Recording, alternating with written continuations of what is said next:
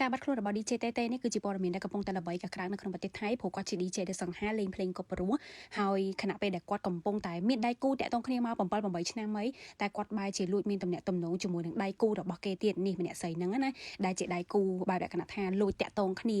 នៅក្រោយសង្សាររៀងខ្លួនពួកឯម្នាក់ស្រីហ្នឹងក៏មានសង្សារ DJ តេតេហ្នឹងក៏គាត់មានសង្សារដែរប៉ុន្តែពួកគាត់នៅតែលួចតំណតំណងគ្នាអីចឹងទៅអញ្ចឹងវាជាដើមហេតុដែលធ្វើឲ្យដៃគូរបស់ខាងម្នាក់ស្រីហ្នឹងគាត់ចាប់ផ្ដើមខឹងច្រឡោតតោតងធ្លាប់ប្រាប់ម្ដងហើយតែអត់ស្ដាប់អញ្ចឹងគឺគាត់ក៏បែបលក្ខណៈថាធ្វើតាក់ទងទៅនឹងរឿងដែលនឹកស្មានមិនដល់នេះតែម្ដងហើយនេះគឺសតែជាអ្នកដែលគាត់រួមគំនិតជាមួយគាត់តែសរុបរឿងក្តីរបស់ DJ តេតេគេបាននិយាយថាគាត់មានវ័យ33ឆ្នាំគាត់បានបាត់ខ្លួននៅយប់រំលងអាត្រៀតចូលថ្ងៃទី14ខែឧសភាឆ្នាំ2025បន្ទាប់ពីគាត់ទទួលនៅការងារ entertainment នៅខាងកញ្ចនបុរីហើយការងារហ្នឹងមិនមែនការងារដំបូងរបស់គាត់ទេរបៀបគេជួលអ្នកផ្សេងប៉ុន្តែដោយសារតែគេរវល់គាត់ក៏ទទួលជំនួយអញ្ចឹងទៅក្នុងតម្លៃដូចជា1500 បាតមុនពេលដែលបាត់ខ្លួន DJ តេតេហ្នឹងគាត់បានតាក់ទងទៅកាន់ខាងម្នាក់ស្រីឈ្មោះណាមហ្នឹងប្រាប់ថាមានឡានដេញតាមគាត់ហើយមុនពេលដែលដាច់ទូរស័ព្ទទៅហ្នឹងបានឮសលេងដែលគាត់និយាយថាខ្ញុំអត់បានតាក់ទងទេបែបលក្ខណៈថាខ្ញុំអត់មានបានពាក់ព័ន្ធជាមួយនឹងរឿងហ្នឹងអញ្ចឹងណាហើយក៏ដាច់ទូរស័ព្ទទៅតាក់ទងលេខបានតែម្ដងបន្ទាប់ពីហ្នឹងមកតាក់ទងទៅនឹងការបាត់ខ្លួនហ្នឹងក៏ធ្វើឲ្យគ្រួសាររបស់ខាង DJ តេតេនិងមិត្តស្រីរបស់គាត់សង្សាររបស់គាត់ហ្នឹងគឺបានធ្វើការផុសស្វែងរកនៅក្នុងបណ្ដាញសង្គមហើយនឹងទៅដាក់ពាក្យប្តឹងផងដែរដោយចុងក្រោយសមត្ថកិច្ចបានធ្វើការ check ទៅតាមសញ្ញាទូរស័ព្ទរបស់គាត់តែសេវាទូរស័ព្ទរបស់គាត់ហ្នឹងថាបាត់តំណែងចុងក្រោយនៅម្ដុំណាគឺនៅម្ដុំព្រៃជ្រៅចម្ងាយប្រហែលជា20 គីឡូម៉ែត្រចូលទៅក្នុងនៅម្ដុំកន្លែង event របស់គាត់បែបថាកន្លែងដែលគាត់ទៅលេងភ្លេងអីចឹងពេលដែលចូលទៅដល់នៅក្នុងព្រៃហ្នឹងសមត្ថកិច្ចក៏បានឃើញនៅប្រភេទដៃរបស់ឡានណាដែលវាត្រូវគ្នាជាមួយនឹងរូបភាពដែលគេមើលនៅក្នុងកាមេរ៉ាហ្នឹងគឺបោះចោលនៅក្នុងព្រៃជ្រៅផងដែរនៅរសៀលដែលគេប្រទះឃើញសាកសពរបស់ DJ តេតេហ្នឹងគឺនៅ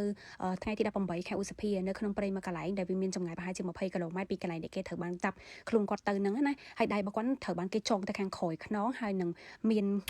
របៀបរុនគ្រាប់កាភ្លើងនៅចំកណ្ដាលក្បាលរបស់គាត់ផងដែរបុគ្គលដែលត្រូវបានគេសង្ស័យឲ្យគេទាញយោងទៅដល់ហ្នឹងគឺបរិសម្នាក់ហ្នឹងមានឈ្មោះថាមួយចំពោះការស្លាប់របស់ខាង DJ តេតេហ្នឹងគេសង្ស័យមួយជាងគេហើយមួយហ្នឹងត្រូវបានគេស្គាល់ថាគាត់គឺជាអ្នកលក់ថ្នាំរៀងធំគួរសមដែរនៅក្នុងតំបន់ហ្នឹងហើយក៏មានការចាប់ខ្លួនពី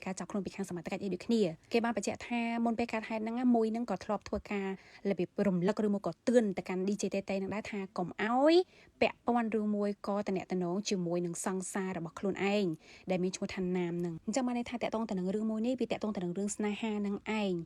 ដូចជំនាន់តូណូឌីឆាអញ្ចឹងណាមានសង្សាររៀងខ្លួនទាំងសងខាងមានសង្សារទាំងសងខាងហើយតែនៅឆ្លៀតមកតាក់ទងគ្នាទៀតតែគ្រាន់ថាការជំនាន់តូណូតាក់ទងប៉ះចំបរោះម្នាក់ដែលគាត់អត់មានបែបលក្ខណៈថាការប្រើប្រាស់អំពឹងសារប៉ុន្តែ DJ តេតេនេះគាត់មានសង្សារតាក់ទងគ្នាមក7 8ឆ្នាំហើយប៉ុន្តែគាត់នៅតែលួចមានតំណែងជាមួយនឹងណាមដែលណាមហ្នឹងគឺជា fan របស់សង្សាររបស់មួយច្រឡំជាសង្សាររបស់មួយហ្នឹងហើយមួយហ្នឹងគឺអ្នកលក់ថ្នាំធំនៅខាងតំបន់ហ្នឹងអញ្ចឹងពេលដែលគាត់ខឹងប្រាប់ម្ដងពីរដងហើយអត់ស្ដាប់ឯងគាត់អត់ទៅធ្វើបាបសង្សាររបស់គាត់ទេតែគាត់ណែមកសម្លាប់របៀបថាវាជ្រែកចូលចិត្តតាក់ទងរបស់គេឯងអញ្ចឹងសម្លាប់ចោលតែ